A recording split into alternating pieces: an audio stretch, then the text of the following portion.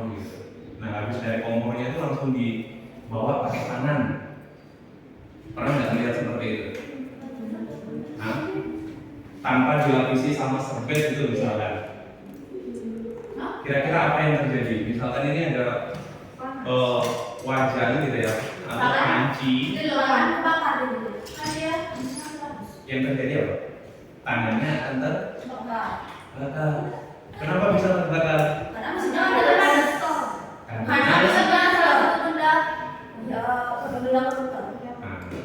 Jadi karena pada panci itu dia belum diisi sama yang namanya isolator, ya, sehingga panasnya itu ya sudah berarti panas yang dari kompor itu yang diteruskan ke panci dan akan diberikan sama ibunya kalian ya. Jadi sampai di sini bisa dipahami? Bisa ya. Oke. Nah, terus kalau misalkan kita lihat lagi, gitu ya, tadi terkait dengan perpindahan panas itu ada berapa? Ada berapa perpindahan panas? Hah? Ada berapa? Ada 3 ya. Jadi yang pertama apa? Oke, yang pertama konduksi, yang kedua itu konveksi, yang ketiga radiasi ya. Jadi kalau misalkan pada konduksi itu menyebabkan partikelnya itu tidak ikut berpindah ya. Jadi dia hanya memindahkan kalor atau panas saja ya. Jadi contohnya misalkan kalian lagi memanaskan sebatang besi ya. Jadi misalkan ujung yang sebelah kiri kalian dekatkan dengan api gitu ya, terus ujung sebelah kanan itu kalian pegang dengan tanganmu kan gitu ya. Tanganmu itu akan merasa panas atau dingin? Panas ya. Kenapa bisa panas? Karena kalornya berpindah secara konduksi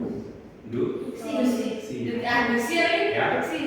Di mana Q per T di sana kan sudah jelas ya, dirumuskan sebagai apa? Ka delta T per L ya, di mana K itu adalah konduktivitasnya ya, A-nya itu adalah luas penampangnya ya, delta T itu perubahan suhunya ya, L itu apa kan? L apa? Panjang, tangan. Oke. Panjang semesta. Sampai di sini ada pertanyaan dulu nggak? Boleh dilanjutkan? Oke. Ya. Terus yang kedua itu ada apa?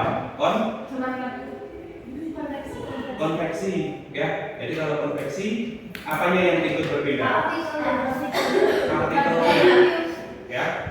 Jadi cara membayangkannya seperti saat kalian itu merebus air ya. Jadi kalau kalian amati saat merebus air itu kan akan terjadi bulat-bulatan air ya, benar ya, gelembung-gelembung air ya.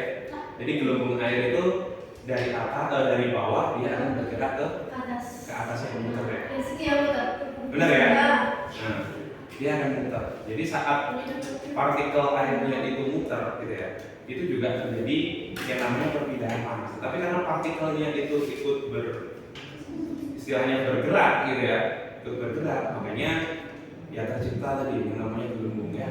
Jadi gelembung itu mungkin dalam bahasa fisikanya kita sebut perpindahan partikelnya ya. Jadi dia juga ikut berpindah. Nah, lalu bagaimana kalau untuk perpindahannya sendiri? Jadi konveksi dia dirumuskan sebagai apa? AA dikalikan dengan delta T ya. Jadi A-nya masih sama, jadi dia luas penampangnya ya, delta T perubahan suhu, dan untuk H-nya sendiri dia adalah koefisien waktu termal. Jadi sedikit berbeda dengan konduksi ya, bisa diperhatikan di sini. Oke, terus selanjutnya di sini kalian ada yang pernah berjemur di bawah terik matahari nggak saat jam 12 ya? Pada saat dijemur rambut ada dingin betul. Atau mungkin di sekolah ada yang dihukum sama gurunya. Pas itu hampir sekelas itu. Hampir sekelas itu. Sumpah benar pas penjajahan tuh benar-benar nggak boleh pakai boleh bawa topi. Oke, saya pengen dengar coba suaranya Karisa gitu. Coba ceritakan pengalaman itu gimana Karisa. Jadi waktu kamu dijemur di bawah terik matahari itu yang dirasakan kulit-kulitmu seperti apa? Panas. Panas. Panas. Tapi dia masuk matahari ke kalau cahaya matahari ke bumi itu terus radiasi. Ya. Sabar dulu sebelum ke sana. Jadi kakak tertarik tadi kamu kan katanya pernah ya dijemur di bawah terik matahari. Ya, Karisa. Yang dirasakan oleh kulitmu seperti apa? Panas. Kalau misalkan kakak nanya nih, jadi saat jam 9 pagi sama 12 siang gitu ya, sama-sama berjemur. Karisa halo. Jadi saat sama-sama berjemur di bawah terik matahari, itu kira-kira lebih panasan jam berapa? Jam 12. Setelah jam 11. Setelah jam 11. Jam 12. Tadi sudah mulai jam 9 sampai jam 11. Antara jam 9 sampai jam 12 itu lebih panas. Jam 12. Lebih panas jam 12 ya. Karena mataharinya masih di atas. Iya. Berikan aplaus dulu untuk Karisa ya, karena sudah berbagi dengan pengalamannya ya.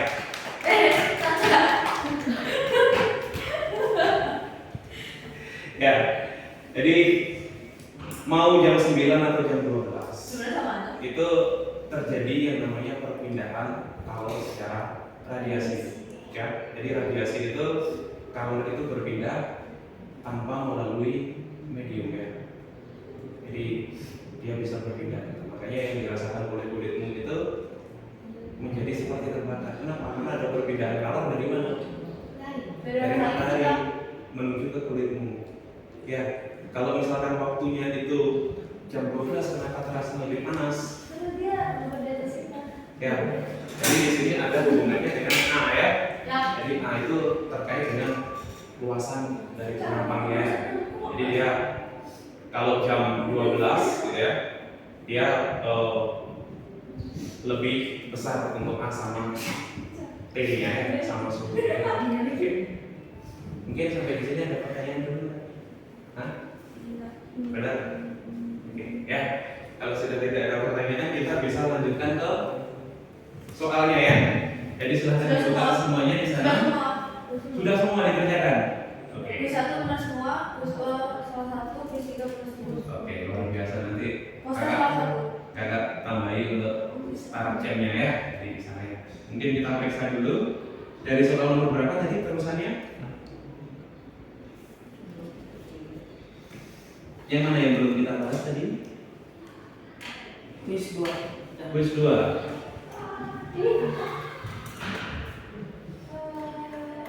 Oke.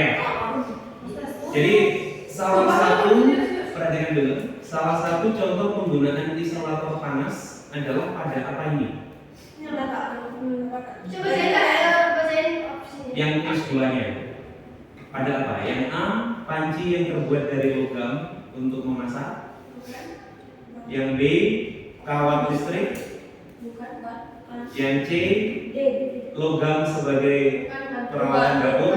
D. Yang D apa? Ya, apa sih? Pegangan gelas yang terbuat dari plastik untuk minuman panas. Yang mana jawabannya? Yang D. Yang D. Ya. Jadi kalau ada pegangan plastik untuk minuman panas itu mengindikasikan bahwasanya apa itu? Ada isolator ya di sana ya. Yang nomor 2 coba diperhatikan lagi. Mengapa sarung tangan open menggunakan isolator panas? Yang nomor 2 jawabannya apa? Apa yang A? Untuk menjaga agar air tidak terbakar. Benar ya? Jadi yang nomor 2 jawabannya adalah yang A ya. Jadi sarung tangan itu kita ibaratkan sebagai isolator ya. Jadi isolator itu adalah bahan yang tidak bisa menghantarkan panas, sehingga ketika dipakai ya panas itu dia akan tertahan di sarung tangan tadi ya. Sehingga untuk nomor 2 jawabannya adalah yang A ya. Itu yang quiz 2. Yang quiz 2. Kalau yang B, kenapa bukan yang B? Untuk menjaga agar sarung tangan tahan lama. Enggak. Kenapa bukan yang B? Karena nyambung. Karena nggak sebaliknya Bu ya. Jadi fungsi dari sarung tangan itu untuk menghalangi panas ya. Jadi kita mungkin concernnya bukan ke terkait awetnya sarung tangan ya di sini ya. Terus coba dicermati lagi. Kenapa bukan yang C? Untuk menghasilkan panas tambahan. Iya. Karena dia pelindung, jadi dia mengurangi panas. Oke ya. Jadi kenapa bukan yang C? Karena sarung tangan itu isolator. Kalau dia menambah panas, berarti dia namanya adalah Konduktor. Oke. Terus opsi yang terakhir, kenapa bukan D? Untuk membuat sarung tangan maupun menjadi Karena ada hubungannya. Hah? Karena ada hubungannya. Gak ada hubungannya ya? Kenapa bisa nggak berhubungan? Karena dia merasa panas dapat juga bersih. Oke ya. Jadi mungkin kurang relevan ya di sini ya. Oke. Krisna, ada pertanyaan nggak kira-kira? Paham ya? Bisa dipahami ya? Kenapa opsinya air? Bisa. Oke. Oke, kalau sudah paham kita lanjutkan ya. Yang nomor berapa nih? 3 dari sekarang ya. Pada hari libur, kita memasak mie instan menggunakan panci dari bahan logam. Setelah mengangkat panci dari kompor, kita menaruh pada pegangan panci tersebut. 3+2. Ada yang belum menemukan kuisnya? Yang di belakang? Rafa sudah? Oke. Jadi kakak teruskan ya. Hal ini terjadi karena panci logam merupakan apa? Konduktor panas. Merupakan Konduktor panas. Ada logam. Ya. Jadi jawabannya ya B. yang B. Ya. Jadi sifat konduktor itu apa dia? Menandakan panas ya. Jadi kalau misalkan benda itu dia memiliki sifat konduktor, gitu ya, terus didekatkan pada sumber panas ya. Jadi benda itu akan meneruskan panas. Makanya ketika dipegang, yang terjadi apa? Ya panasnya itu akan diteruskan kan gitu ya. Makanya kalau misalkan kamu megang benda panas itu kan kamu cepat-cepat mau melepaskan ya. Tanganmu nggak mampu kan gitu. Benar ya? Oke. Paham ya ini? 1, 2, 3 ini paham ya? Nah soal yang terakhir coba. Bagaimana aplikasi perpindahan panas melalui konveksi pada pendingin ruangan? Kita cek dulu. Kalau misalkan yang A, udara dingin turun dan udara panas naik. Benar nggak? Benar ya. Jadi jawabannya adalah yang A ya. Jadi konveksi di sini ya, dia itu untuk mendinginkan udara di dalam ruangan ya.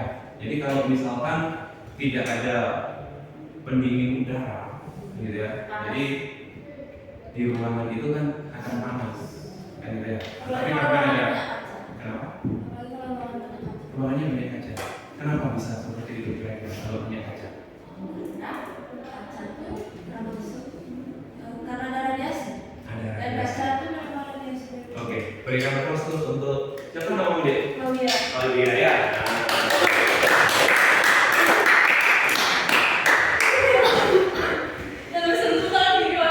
Ya. Jadi kalau misalkan banyak kacanya, otomatis apa? Intensitas ya Intensitas panasnya ruangannya makin gede. makin gede. Karena kalau misalkan diperhatikan, gitu ya, jadi sinar matahari di sekeliling itu kan dia makin mudah untuk masuk ya. Sedangkan tadi kita tahu perpindahan kalor ada 3, gitu ya. Nah tadi sudah disebutkan sama Karisa, gitu ya. Jadi di sana juga nanti akan memperbesar yang namanya perpindahan kalor secara radiasi. Oke ya. Nah, sampai di sini ada pertanyaan dulu nggak? Bisa dipahami ya? Kalau sudah, nah jadi ini ada terkait dengan pemanfaatan perpindahan kalor di kehidupan sehari-hari ya, di kelas materi untuk perpindahan kalor ya. Jadi ada di mana saja perpindahan kalor itu ditemukan dalam kehidupan sehari-hari itu di mana saja? Kompor. Di kompor. Matahari. Saat kalian menjemur baju, ya. Menurut saya. Saat kamu memasak air. Saat berdiri di bawah matahari. Berdiri di bawah matahari. Itu manfaatnya apa kira-kira? Kalau tidur pagi bagus.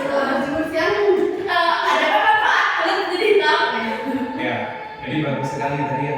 Makanya jemur pagi itu kan dia sebenarnya direkomendasikan ya. Enggak. Jadi ada manfaatnya. Kalau Saya pas pramuka jemur pagi kok malah makin hitam. iya, Bukan makin sehat, pulang-pulang saya sakit.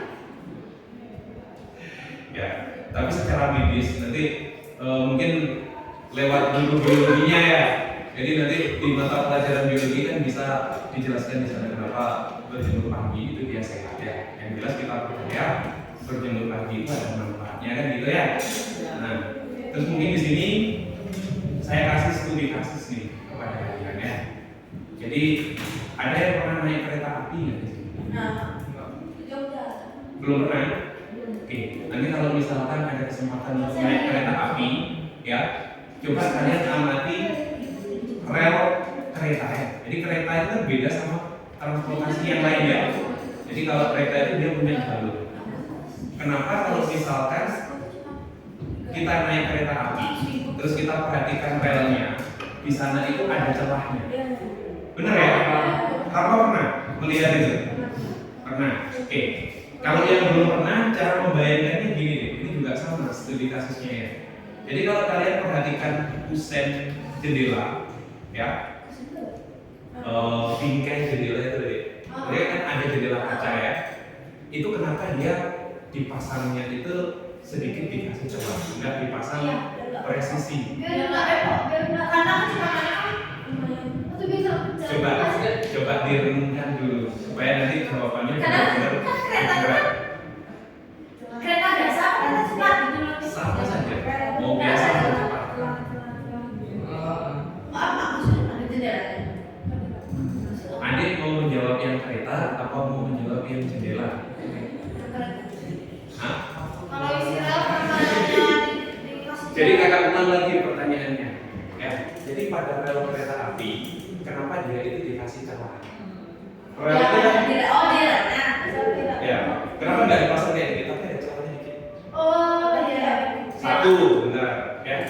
Terus yang kedua, barangkali kalian belum pernah naik rel kereta api, tetapi saya yakin di sini pernah melihat yang namanya kusen jendela semua.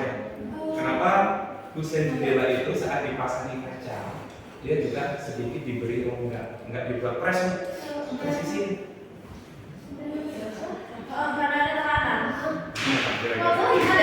Coba, Krisna, tahu jawabannya nggak Kris? Coba kira-kira. Kenapa? Yang kaca. Boleh, mau jawab yang rel boleh, yang kusen boleh.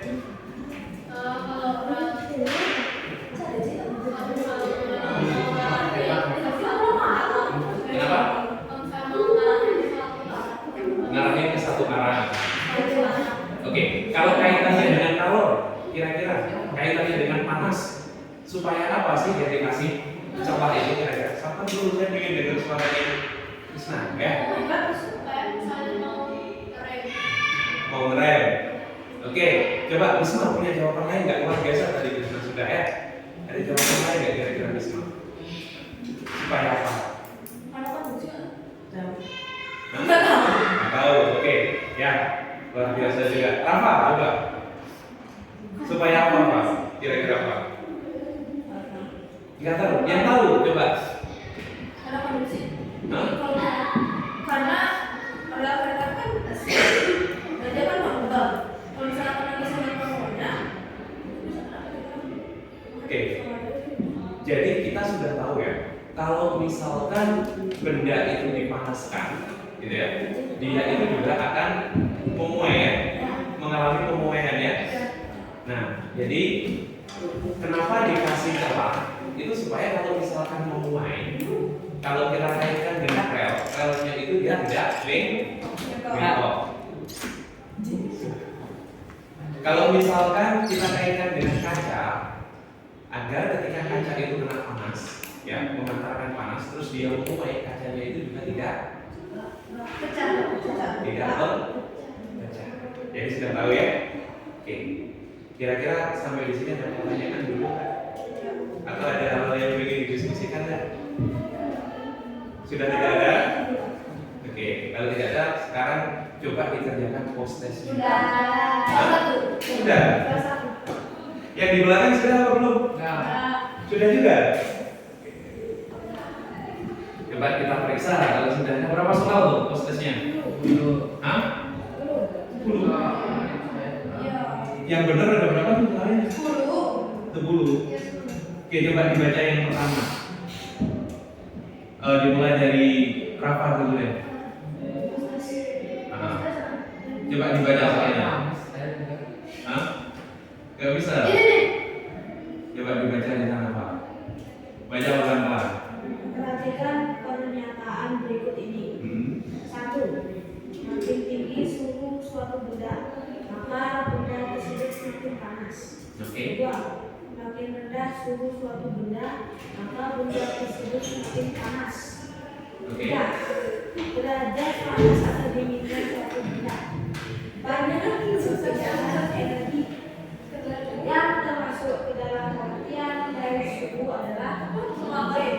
kita sepakat. Apa yang B jawabannya? 1 dan 3. Yang poin 1 apa tadi? Poin 1 Yang poin 1 apa tadi? Coba. semakin tinggi suhu suatu benda maka benda tersebut semakin panas. Oke. Terus yang poin 3? Derajat panas atau dinginnya suatu benda. Oke, bagus sekali. Berikan aplaus dulu untuk Rafa. Oke, terus yang nomor 2 jawabannya apa? Siapa nih? Boleh kamu kalau mau. A. Apa jawabannya? Tidak punya satuan baku. Tidak mempunyai satuannya baku. Ya, soalnya Ada apa? ada. Oke, ya. Jadi yang nomor 2 jawabannya adalah yang A.